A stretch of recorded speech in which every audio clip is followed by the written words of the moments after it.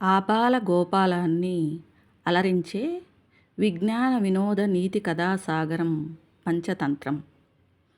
అనగనగా ఒక రాజు, పేరు సుదర్శనుడు.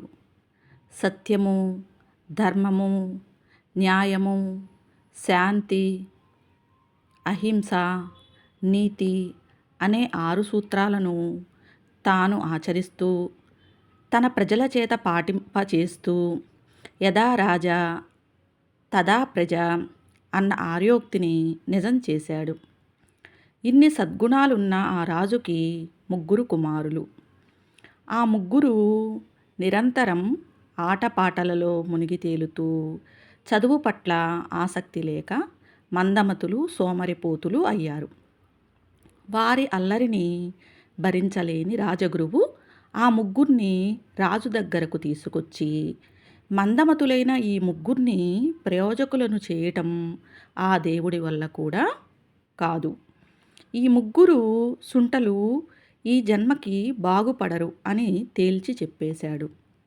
రాజగురువు మాటలకి ఉక్రోషపడిన ముగ్గురు తమ తండ్రితో, చదువుకోవాలని, గొప్పవాళ్ళం కావాలని మాకు ఉంది, కానీ గురువు చెప్పే విద్యలేవి మాకు అర్థం కావటం లేదు.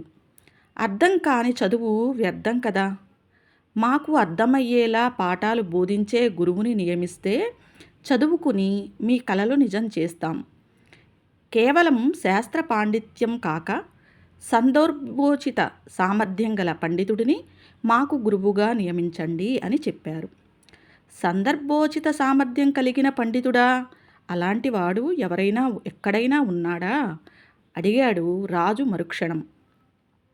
ఉన్నాడు అంటూ ఒక రామచిలుక ఎగురుకుంటూ వచ్చి అక్కడ వాలి, మా గురుదేవులు విష్ణుశర్మగారు ఉన్నాడు. ఆయన మహాపండితుడే కాదు, సందర్భోచిత పరిజ్ఞానం కలిగిన మహామేధావి. మా ఆశ్రమంలో నా వంటి పక్షులకు, జింకలు, కుందేళ్ళు, కోతులు, కప్పలు, కాకుల వంటి జంతువులకు ఆశ్రయం ఇచ్చి మేము ఎలా కలిసి జీవించాలో చిట్టి పొట్టి నీతి కథల ద్వారా మాకు నేర్పుతుంటారు.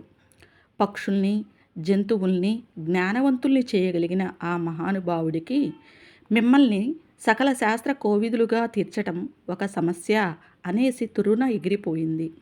చిలకమ్మ, ఆగమ్మ, మేము వస్తున్నాం. మీ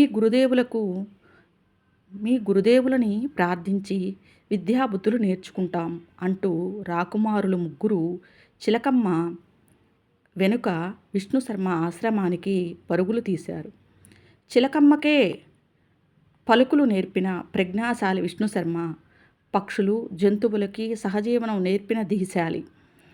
పరమసుంటలైన ముగ్గురు రాకుమారులని పరిపాలనా దక్షులుగా, ప్రయోజకులుగా తీర్చిదిద్దటానికి విష్ణుశర్మ ఉపయోగించిన మార్గమే పంచతంత్రం.